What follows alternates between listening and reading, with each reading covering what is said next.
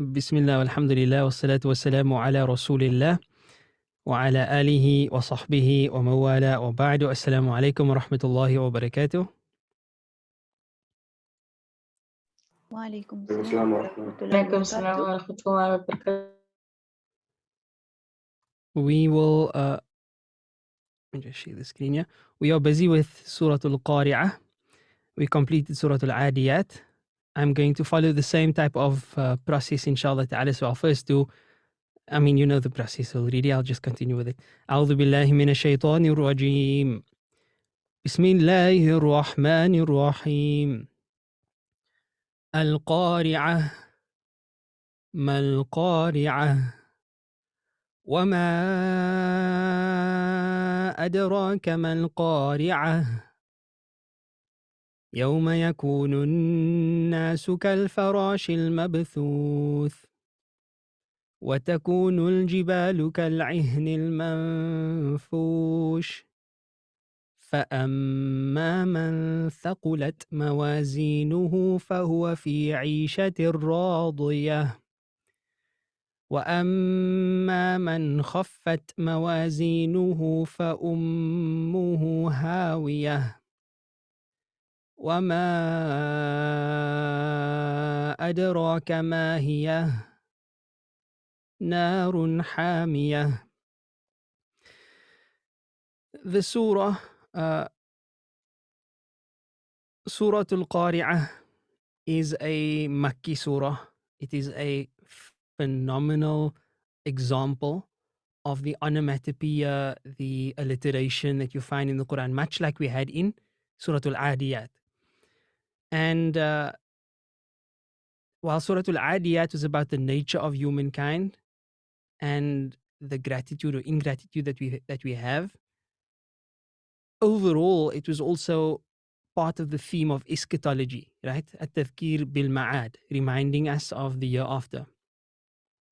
Surah Al-Qari'ah is very much about the same theme, right? So remember the 5 themes of the Quran. Just quickly, it is Aqidah, Ahkam, Tadhkir bi-ala'illah, Tadhkir bi-ayyamillah, Tadhkir bil-ma'ad. As a translation, creed or orthodoxy, fiqh or orthopraxis, basically laws and regulations. Tadhkir bi ala'illah, reminding us of the favors of God, the divine favors. Tadhkir bi ayyamillah, divine history, when the anbiya and miracles were apparent on the earth. And tadhkir bil ma'ad, or eschatology, the study of death and what comes after death. The Surah Qariah is very much an example of that. It is a Makki surah. It's a typical Makki surah. It has short verses. Look, the first verse is 1 word, Al-Qari'ah. The second verse, 2 words. The third verse, depending on how you count it, 3 or 4 words. So it's very short and it's very striking. And I don't, okay, pun intended, it's very striking. That's one of the meanings of the surah, but it's very impactful as well. The words give you an idea of the meaning without even knowing the meaning. Al-Qari'ah, mal-Qari'ah, wa ma adraka mal-Qari'ah. You can hear it's something serious because it's being repeated a few times. It has a certain impact in terms of how it sounds. Looking at the format of the first section, Al-Qari'ah, mal-Qari'ah, wa ma adraka mal-Qari'ah. The Qari'ah, what is the Qari'ah? Excuse me, and what can make you understand what the Qari'ah is. Another example of this recently was highlighted for all of us. Inna anzalnahu fi laylatil qadr wa ma adraka ma laylatul qadr laylatul qadri khayru min alfi shahr. Similar format. From that surah, Surah Al-Qadr, we can immediately understand that Laylatul Qadr is important. Okay? The format of the verses also struck us with a sense of importance. What can make you understand what Laylatul Qadr is? So that is another feature that we find here. And the way the verses end, there's a certain meter that takes place here. If you read it 1 ayah at a time, Al-Qari'ah, Mal-Qari'ah, wa ma أدراك ما القارعة. The way the words form the ta marbuta at the end, it becomes a ha, and then the mad that is pulled on wama adraka, these all add to the meaning. Now, what is the surah mean? You will see here the translation says the striking event. In the word for word meaning, let me just see if I can get to the meaning here as well. Sorry, I know this is like really small. It's just intended for a very specific purpose.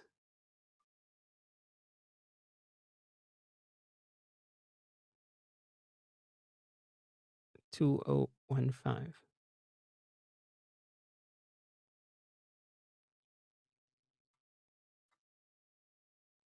There we go. Yeah, you have a different offering of meaning. The calamity, al-qari'ah. Yeah, in the word for word translation, it says this is an early Meccan surah. It mentions some of the terrible events that will mark the resurrection and the coming of the day of judgment. It ends by calling attention to the judgment and to the fact that the one whose scale of merit will be heavy shall have a life of happiness, and the one whose scale of merit will be light shall have a life in hell. The surah is named after its first ayah. So there's another offering of a translation. Now, quickly, if you do have in front of you a dictionary, I would like you to look up the root letters of the word al-qari'ah. First and foremost, answer this question for me. What are the root letters of the word al-qari'ah? قاف را عن. Correct. So if all of you could kindly just quickly look up the meaning of the word, that would be appreciated. Now remember, I know that you have many facilities of looking up words today. There's, Google Translate. There's a lot of different ways you can look up words. But I just want you to know that as a student, you're going to benefit far more from literally taking a physical dictionary, paging through it, and going to the meaning of that word. Because in the process, you are going to come across other words. And even though you're just browsing over it, you're going to get benefit from that. Believe you me. When I was in first year, these facilities started becoming available. There was an electronic dictionary out. Phones, started becoming more sophisticated, and you had these options.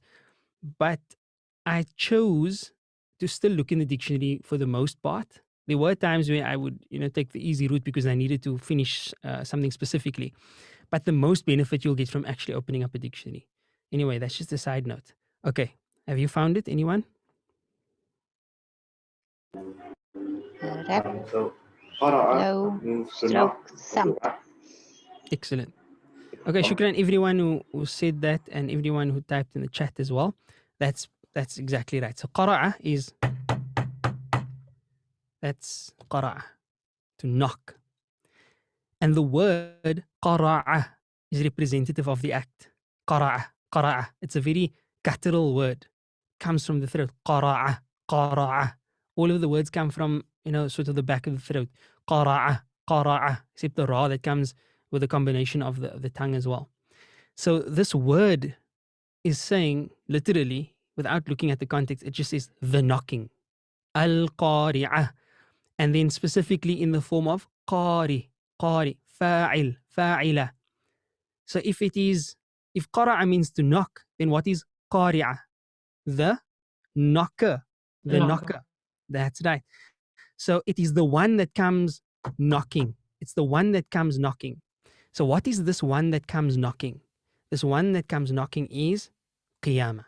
The one that comes knocking is Qiyamah. Subhanallah. Qiyamah doesn't come gently. Qiyamah comes suddenly. On top of it coming suddenly, Qiyamah also comes with a tremendous impact. A huge, what do they call it? An apocalyptic impact. Things are just turned upside down. And that's an important word, apocalypse, because the Quran often describes the events of Qiyamah in an apocalyptic fashion, right? Things that are normally like this, going this way, they go this way. Things that are normally completely logical from this perspective get turned completely around. And we'll see some examples of that in the surah as well. So al-qari'ah, besides the meaning of the word, it comes as a very impactful word. I mean, it's just one word in the ayah, al-qari'ah. Right, so there already it's like striking. Like it has your attention. And it's scary. You're the knocker. And it's not like a gentle, Assalamu alaikum. No, it's a loud, it's an ugly knock. And then it's repeated again, Mal Qariah. So now it's got your attention. It's giving you even more reason to pay attention. What is the Qariah? Now, if you're an Arab and you know the Arabic language, then it's already weird to say Al-Qari'ah, the knocker. It sounds bad, but what exactly is this? Mal Qari'ah, what is the knocker? Oh, now I'm intrigued.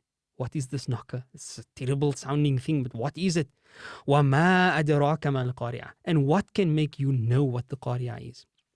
When I hear this verse, I get the impression that it's as though Allah Ta'ala is saying to us, what on earth can I say to make you understand the reality of this thing? Words cannot describe it. So the same thing everywhere else where this verse is, or rather where this format is mentioned, like وَمَا أَدْرَاكَ مَا هِيَ. No, where's this? Surah Al-Qadr. إِنَّا أَنزَلْنَاهُ فِي لَيْلَةِ الْقَدْرِ وَمَا أَدْرَاكَ مَا لَيْلَةُ الْقَدْرِ. Allah doesn't tell us what Laylatul Qadr is. Do you know that?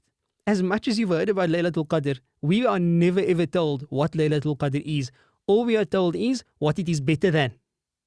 Laylatul Qadr خَيْرٌ مِّنْ أَلْفِ شَهْرٍ. It's better than 1,000 months. But what is it? You don't actually know. You don't know if it's a night worth 1,000 years, if it's a night worth 10,000 years, if it's a night worth 100,000 years. You don't really know. We are only told that it is better than 1,000 months. 1,000 months in a day, 1,000 months and 1,000,000 years, we don't know. So no words can express what this thing is. وَمَا أَدْرَاكَ مَا الْقَارِعَةُ. So Allah is not telling us the reality of Qiyamah, the reality of the Day of Judgment.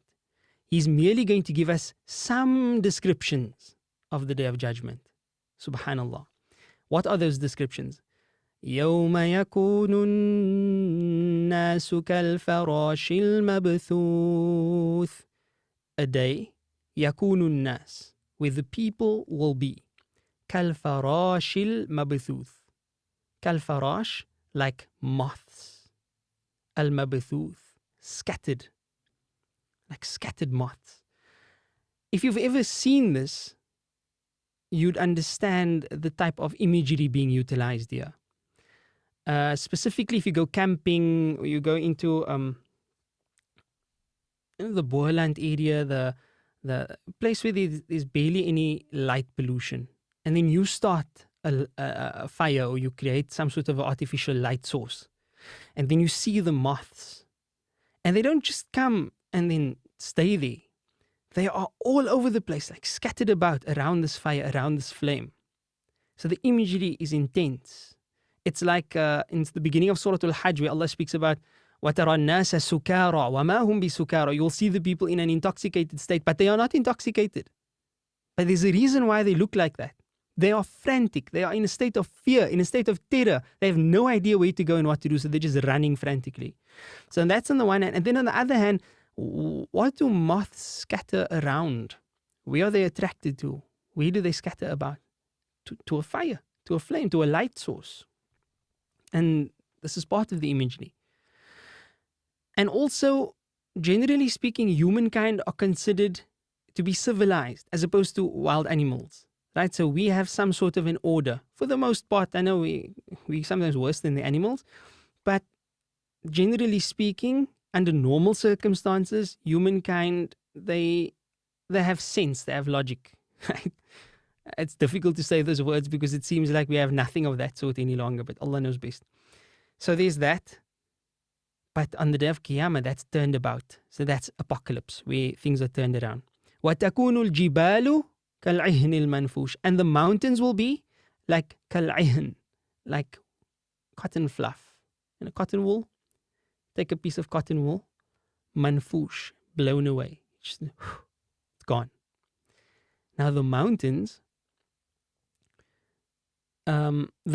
represent the earth's strongest force that we can see, that's apparent, it's part of our daily lives. If you think about something huge and strong and powerful and heavy and impossible to move, etc., first thing is the mountains, right? If there's an earthquake, buildings will fall, Mountains, some rocks will fall off, but that's about it. So, mountains. كالعهن المنفوش, like cotton wool blown away. So you have this super strong structure and it's just blown away like cotton wool. To give you an understanding again of the what?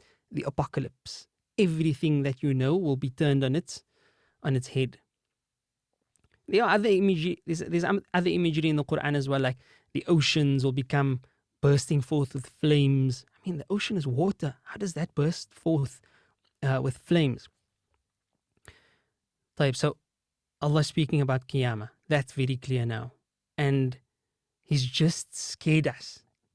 He's given us a huge fright about the reality of Qiyamah. Why does Allah do this? In eschatology, you're going to find encouragement with that which is good and positive and something that you should aspire to, and then you're going to find discouragement, scaring you. Because Iman, faith, is bain al-khawfi wal-raja, between fear and hope, and we have to have this balance, and Allah gives us this balance. So we shouldn't be unbalanced in ourselves and only use fear or only use hope. No, there must be a balance of both. Then Allah gives us the good news and also the not so good news. فَأَمَّا مَنْ ثَقُلَتْ مَوَازِينُهُ. As for the one who ثَقُلَتْ is heavy, مَوَازِينُهُ, his or her scales. Mawazin, the plural of which word? If you don't know this, then you don't deserve to be at the school. Mizan. Now, so فَأَمَّا مَنْ ثَقُلَتْ مَوَازِينُهُ. As for the one whose mizan is scale, and plural is scales, ثَقُلَتْ are heavy. So this is of course referring to the good deeds, the right-hand side of the scale. And you should never joke about the Quran, ever, okay? Sometimes we do, but it's very bad. So don't follow in my example. But for those of you who know me for long, I was quite big. I was quite fat, and I used to use as an excuse for a lot of the Maulanas used to comment on my weight, because they like to do that. Whatever you have that's wrong, they'll comment on it, right? So I tell them, فَأَمَّا مَنْ ثَقُلَتْ مَوَازِينُهُ فَهُوَ فِي عِيشَةٍ رَاضِيَةٍ. As for the one whose scale is heavy, فَهُوَ فِي عِيشَةٍ رَاضِيَةٍ, he's going to have a good life.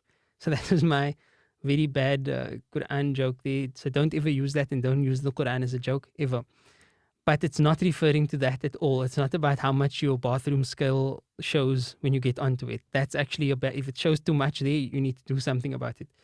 As to the one whose scale is heavy, فَهُوَ, then he or she, fi will be عِيشَةٍ, in a life, رَاضِيَةٍ, a pleasant life, a pleasing life, where their life in this world will be good, but more importantly, their life in the world hereafter will be good, because they'll be radiyatan mardiyya. They'll be pleased with the akhirah, they'll be pleased with that life, mardiyya, and they will also be pleased, rather they will also be receiving the pleasure of Allah subhanahu wa ta'ala. That is if the right-hand side of the scale outweighs the left-hand side. So this is the good news. Yes, the Qariah is terrible. Yes, we will face this one day. But it's not that everybody's going to be in the state of scattered moths. It's not that everybody's going to be facing the day as the most terrible day on earth. It is the most terrible day on earth. But for some people, Allahumma ja'alna minhum, may Allah make us of them, it will be a very pleasant day. It will be like the day of Eid. I heard this interesting statement that if you make your life like Ramadan, then Qiyamah will be your Eid. Right? In other words, you've sacrificed in your life, then the concluding day, the day of the prize giving, is not a horrible day. I don't know if you've ever experienced, I'm sure you have, like the day when your results come out, whatever results it may be, whether that be, I'm talking about academic results, right? So the day when your reports are going to be handed. As far as I can remember, for the most part of my schooling career, I was a somewhat of a studious student, and I would look forward to the results day. Then in high school, I just completely neglected school. I just didn't like school, didn't want to focus or study or anything. So I just got by with whatever. I was just happy with a pass. But then there were certain times where it's like, oh my goodness, did I actually do enough to pass? Like I would literally not study because I could do all the other fun, naughty things and still pass. alhamdulillah, I had that sort of gift that Allah granted me. But then there were some times when it was like, oh, am I going to make it this time? If that's the case, then the day when your results come, then you're nervous because you don't know what's going to happen. You don't know, what if I didn't pull through this time? So for some people, that same day that you are terrified of is a day of joy. Like they can't wait to get the reports. They can't wait to see their family and to share the news. So we have to decide how that day is going to be for us.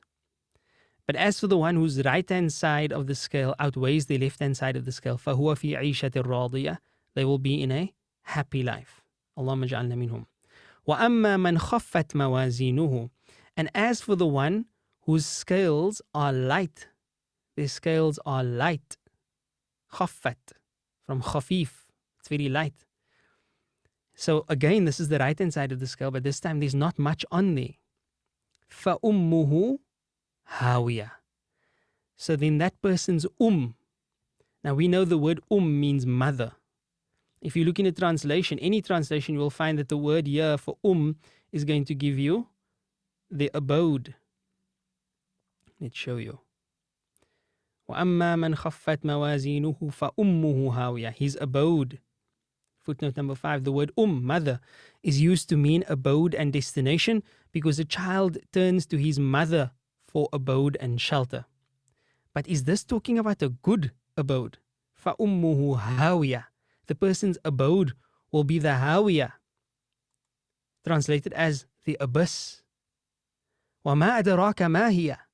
What can make you know? Again, you have this expression. What could possibly make you understand? مَا هِيَ, what it is. يعني what the hawiyah is. What can possibly make you perceive what it is?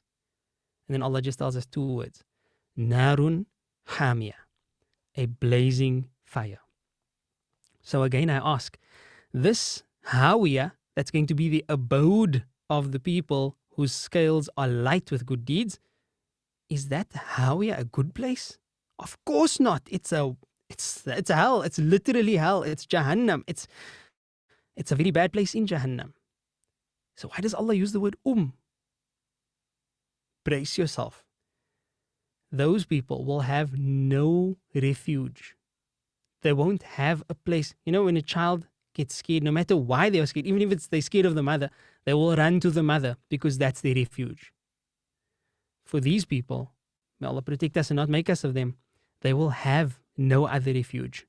Their refuge itself will be hell. Na'udhu billah. Allah protect us. So the fact that Allah uses this word, فَأُمُّهُ هَاوِيَةٌ, it's, I don't know if I can quite call it an oxymoron or something, but it's like hyperbole on the one side and hyperbole on the other side. I'm sure there's a term for it that I forgot. But subhanallah, it's quite scary.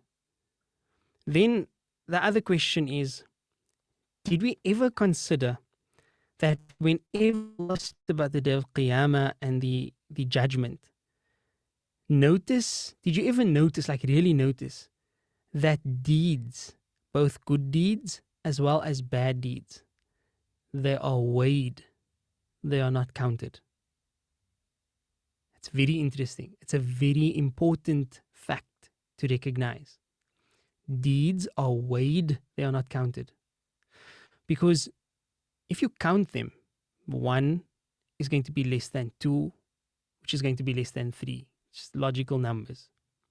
But if you weigh them, 1 that's done with sincerity, that's done with efficacy, that's done with thought and acceptance by Allah, could outweigh 2, could outweigh 1,000. And in this, there's hope for all of us. Our good deeds are not going to match up that of the Sahaba. They are certainly not going to match up those of the Anbiya. You know, the Salihin. I mean, you hear people doing so much good deeds, subhanAllah. But you will be judged, and I will be judged not based on their scales. You'll be judged based on your own scales. And Allah knows us better than we know ourselves. Like, I've seen some people who would give just 1 day of their life to do something, but that one thing for them is so amazing. Like the fact that they did that thing, that Allah chose them to do that particular thing, is so amazing and so outstanding that that may be enough to get them into Jannah. Look at the example again of the prostitute who gave the dog a sip of water to drink. This is a standard example. She was from the Bani Israel. There's a lot to discuss about the story, but she was a prostitute. She was living a life as a sex worker. And Allahu A'lam, but generally speaking, they don't live very good lives. Even though that's one sin, it usually accompanies a plethora of other sins. And she then did an act of kindness to a dog. That's all we really know about the story. We don't really know much about the person or the circumstances.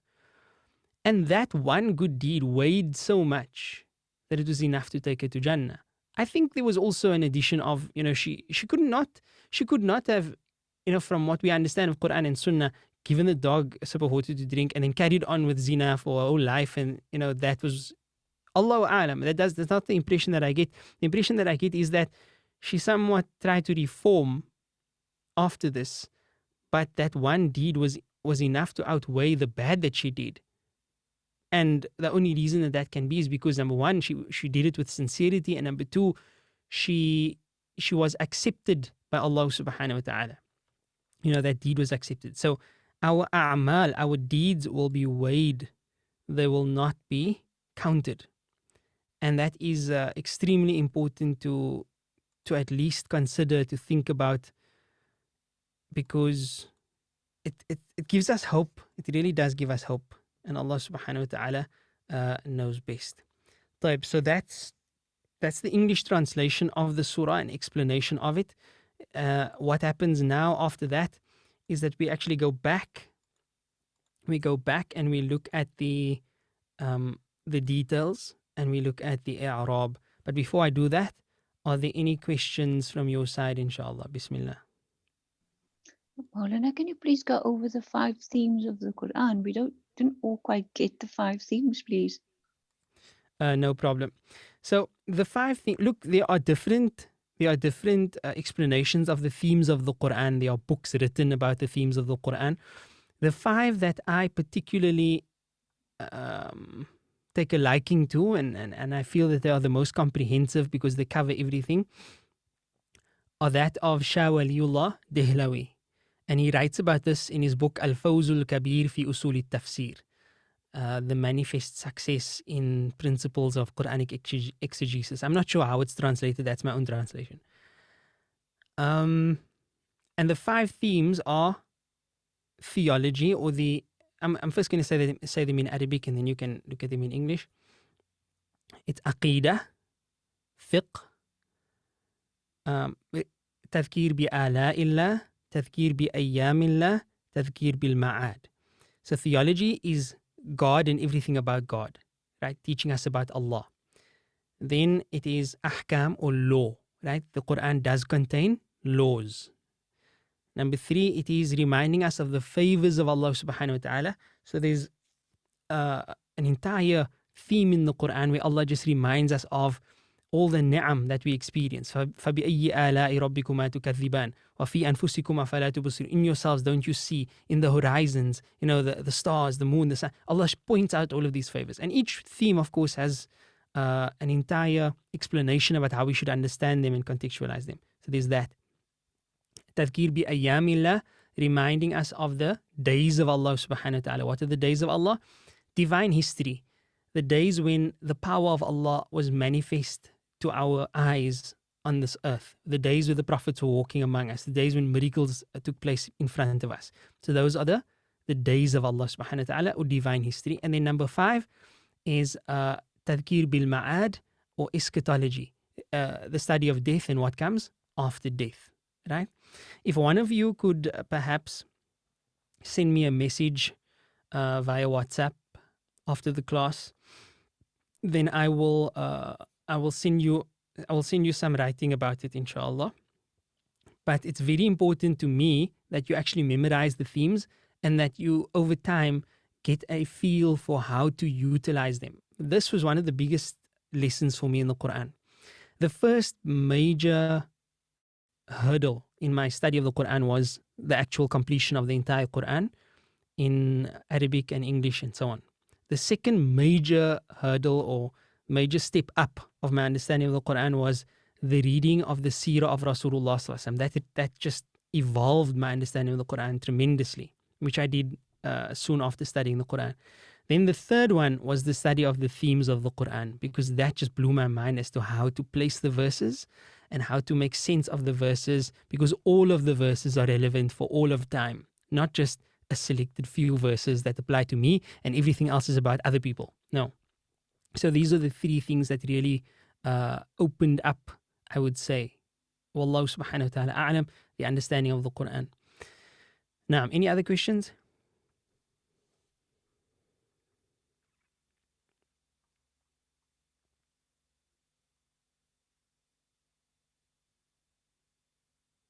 Okay, so to conclude, I'm going to read through the rest of this tafsir, Ma'arif al-Quran, very, very short passage about the surah. It's 2 pages, so let's just read through that quickly. And then next week, we will revisit the entire surah with i'rab, with Arabic from the beginning till the end, inshallah ta'ala. So come prepared for that, bi'idhnillah ta'ala. Do try and prepare ahead of time. Of course, you can always utilize the what's it called, the Quran corpus online. So human deeds, good or bad, will be weighed. I've commented on this before, but let's just read through this.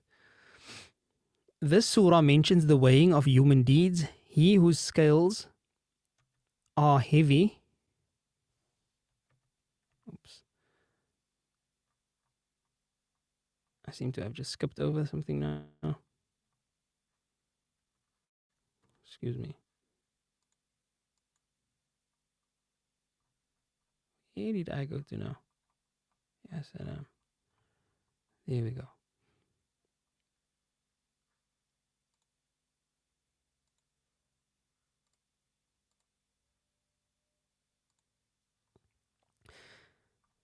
Allahumma salli ala Sayyidina Muhammad. This surah mentions the weighing of human deeds. He whose scales are heavy will be led to paradise, and he whose scales are light will be led to hell. Again, this is Ma'arif al-Quran. So in this very book, in volume number 3, page 539 to 547, for a full and complete analysis of the weighing of human deeds.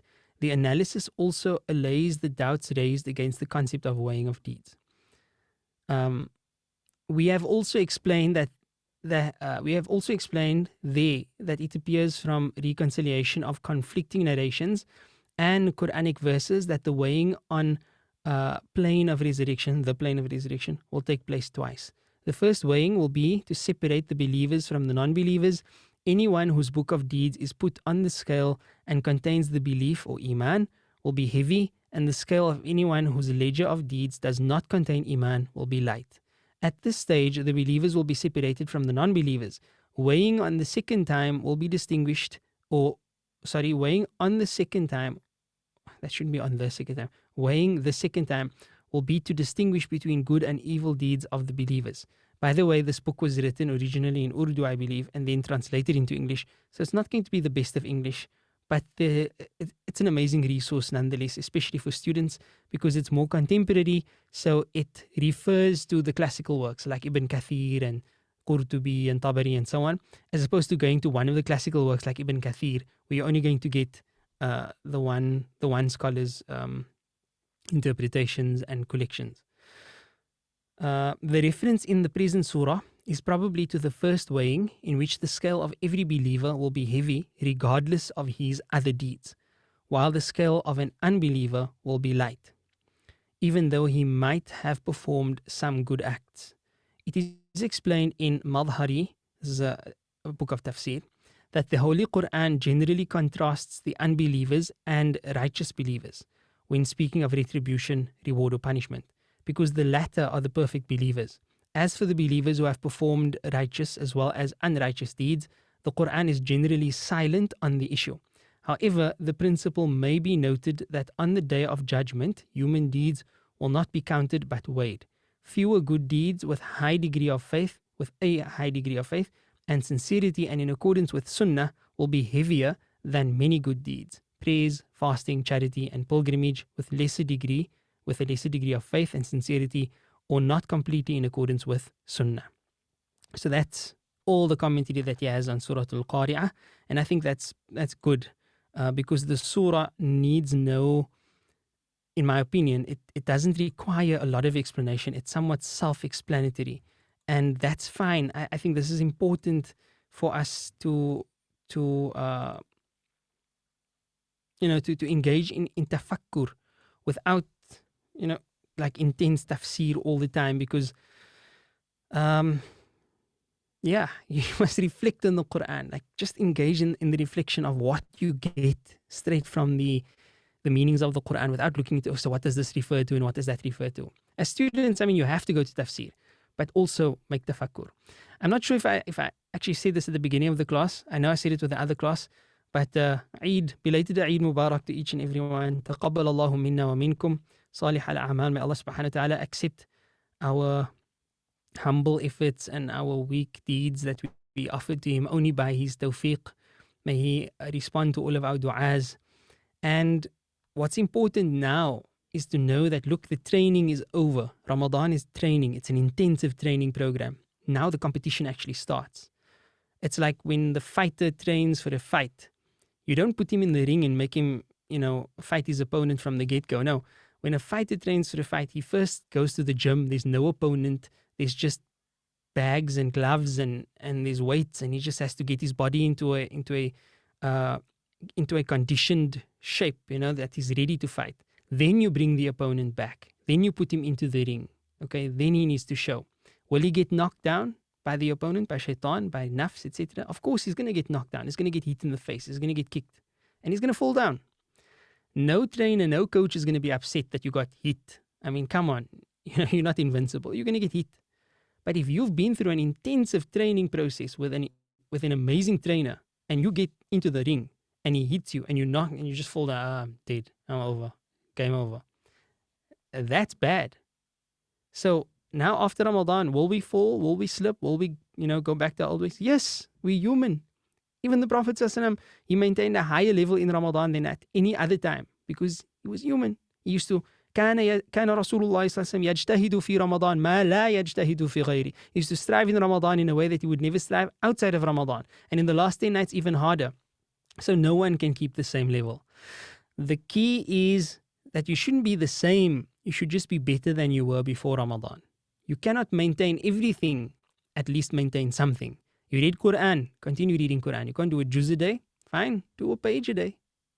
Do the amount that you can do every day without it feeling like a burden. And don't stop that. A page of Quran, fasting once a week, maybe once a month, something like that. Tahajjud maybe once a week, maybe every other night, just 2 rak'ats if you can't wake up. Whatever you can do with some level of ease to maintain it, that's istiqamah. Istiqamah, if you expect of yourself now to be perfect because you've been through Ramadan, then you're going to be highly disappointed. Just try to take yourself to a step above where you were before Ramadan. And inshallah ta'ala, that will be good. And if you do that every year, you will improve over time. And that, in essence, is how we should treat Ramadan. Not that it is a process of perfection. It is a process of improving. And then, of course, the taqwa that Allah had granted you, whatever level that may be, you may not be satisfied with it, but it's a gift from Allah. So show gratitude to Allah by trying to maintain that. And then do something with it. Don't be like the people who become pious for the sake of being pious.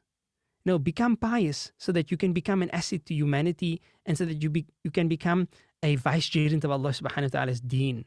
You feel righteousness in your heart now? Then get up and go and do something about it. Go and be a person of philanthropy. Go and be a person of khidmah. Go do something with what Allah has given you. That's the way of showing gratitude. Don't just, okay, I'm pious now, so I'm going to keep being pious.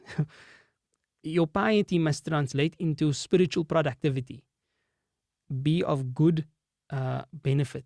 خَيْرُ النَّاسِ أَنْفَعُهُمْ لِلنَّاسِ. The best of people are those who are most beneficial to other people. أقول قولي هذا واستغفر الله لي ولكم. جزاكم الله خيرا. Until next time, inshallah, hopefully that is next week or as soon as possible, where we will go over the Arabic. وصلى الله على سيدنا محمد. سبحان الله وبحمده. سبحانك اللهم وبحمدك. نشهد أن لا إله إلا أنت نستغفرك ونتوب إليك. Assalamu alaikum wa rahmatullahi wa barakatuh. Now, usually at this point, I have to stop the dars in the lesson and then you join the other class. Is that correct? Can somebody just confirm that for me? Naam. That's what we normally do, Malana. Okay. طيب, inshallah. So I'm just going to assume that that is the case now, and then I'll end the recording and the class. Take care. Until next time, inshallah. Assalamu alaikum. Wa alaikum assalam wa rahmatullahi wa Rahmatullahi wa barakatuh. barakatuh.